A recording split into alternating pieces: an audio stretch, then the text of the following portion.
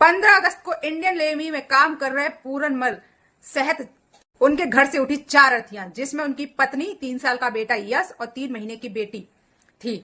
2015 में पूरनमल को Indian navy की नौकरी मिली थी और इनके पिताजी शंभू दयाल राजस्थान के झुंझुनू के करगवा गांव में किराना की दुकान चलाते हैं। पूरन के बड़े भाई भी इंडियन आर्मी में हैं। आज से लगभग 4 साल पहले राजस्थान के सीकर के खंडेला गांव में रहने वाली ओमा से पूरनमल की अरेंज मैरिज होती है। जो पूरनमल थे वो अपनी पत्नी ओमा, 3 साल के बेटे यश और 3 महीने की बेटी के साथ मुंबई के हाई सिक्योरिटी नेवी क्वार्टर में रहते थे।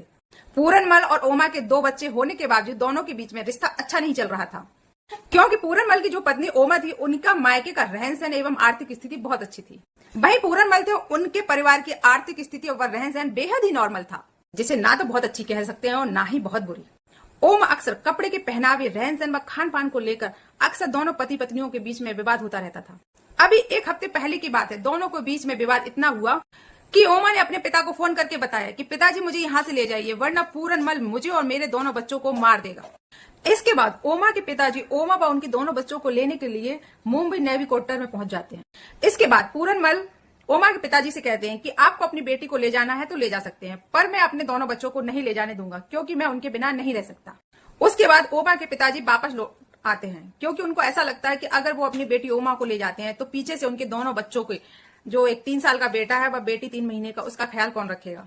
उसके बाद लेकिन जो पूरनमल के पिताजी व उनके भाई लगातार पूरनमल को फोन लगाते हैं 13 अगस्त को, लेकिन कोई भी फोन नहीं उठाता है। और 14 अगस्त को पूरनमल अपने पिताजी को व्हाट्सएप मैसेज करता है, लिखता है कि पिताजी मुंबई क्वार्टर में आकर आप मेरी पत्नी व मेरे दोनों बच्चों की डेड बॉडी ले जाइए। इस मैसेज को पढ़कर पूरनमल का पूरा परिवार डर जाता है और वह नेवी हेडक्वार्टर पे कॉल करता है और बताता है कि हम उनका फोन लगा रहे हैं, ना ही फोन कोई रिसीव कर रहा है, ना ही कोई बात कर रहा है। फिर वहां नेवी क्वार्टर पर अधिकारी जाते हैं और वो वहां देखते हैं कि दरवाजा अंदर से बंद है। फिर वो दरवाजा तोड़ते हैं। दरवाजा तोड़ने के बाद जो मंजर उनको दिखाई देता है कि उनके भी पसीने छूट जाते हैं वो मंजर को देखकर, क्योंकि नीचे बेड पर पूरनमल की पत्नी ओमा, 3 साल का बेटा यश और 3 महीने की बेटी मृत पड़ी होती है। खुद पूरनमल उस रूम में पंखे से लटका हुआ मिलता है। देखने से साफ पता चलता है कि पूरनमल ने पहले अपनी पत्नी, बेटी और बच्चों को जहर दिया। उनके मरने के बाद उसने खुद फांसी लगा ली।